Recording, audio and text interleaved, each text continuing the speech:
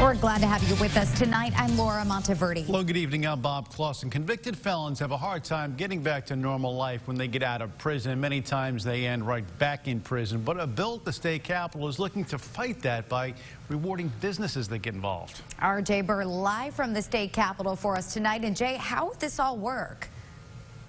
Yeah, good evening, guys. Well, back in 2013, there were a recidivism rate for prisoners that were released in that year, 52% within the 3 years that they were released. So a bill that has received widespread bipartisan support at the state capitol is looking to actually incentivize businesses in the form of a tax credit.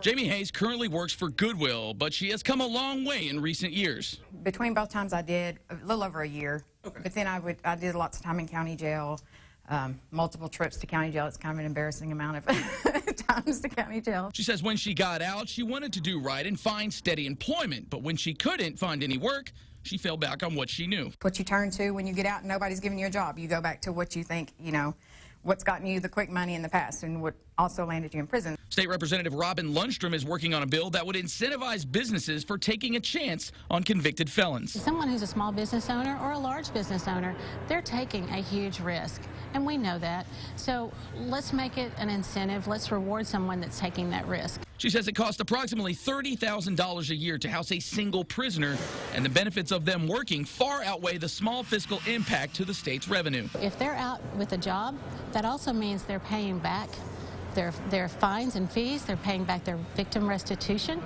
So it's a win for our counties. It's a win for our state. Hayes says working is the #1 way to keep former prisoners from going back. You're not going to be able to sustain being out and, you know, supporting yourself if you can't work. Hayes likes the idea of Lundstrom's bill giving a tax credit only after at least 12 consecutive months of employment.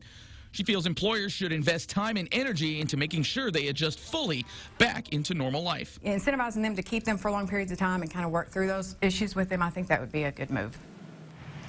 Now, the Department of Finance and Administration has done their fiscal impact statement for this bill, and they found that it would never be more than a $2.6 million hit to the state's general revenue. In fact, it would have no impact this year. And despite that, the Senate Tax and Revenue Committee voted this bill down today on that. But Lundstrom does hope she might be able to run this bill, hopefully for her sake, next week. But again, the session is looking to wrap up early next week, so we will definitely keep you up to date on if this bill does end up running again. But for now, live from the state capitol, Jay Burr, KARK 4 News.